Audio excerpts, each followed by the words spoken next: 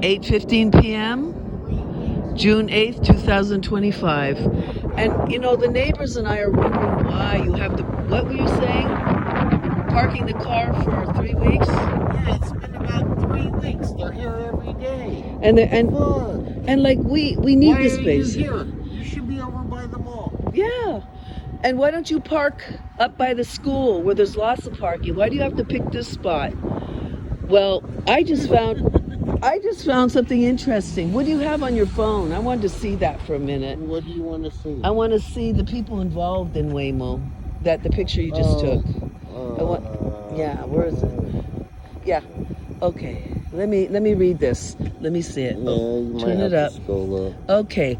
So the key points is Larry Page and Sergey Brin, as co-founders of Google, Alphabet's parent company, they are significant individual shareholders and retain a majority of the voting power through a unique share structure. Well, that sounds interesting.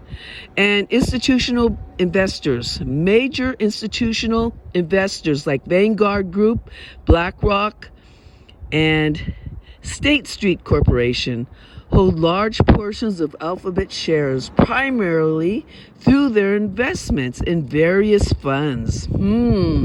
Could that be a special ops program maybe that they've invested in? How about the central bankers? Thank you.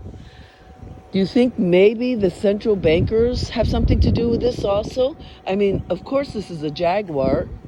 Look at what a nice car this is. So do you realize what they're doing, everybody? They're taking the jobs away from the middleman, which is the working class. So all the money and power goes to the rich elite. And you know what I think? Well, since we know Vanguard is a security company and BlackRock, they're involved in what? Wars overseas? So why would they be interested in a car like this? Why? My guess is that they want to spy on the neighborhoods. So when it comes time down the road to declare martial law, they can have these cars all over spying on neighbors and neighborhoods. And they can use these cars as missiles.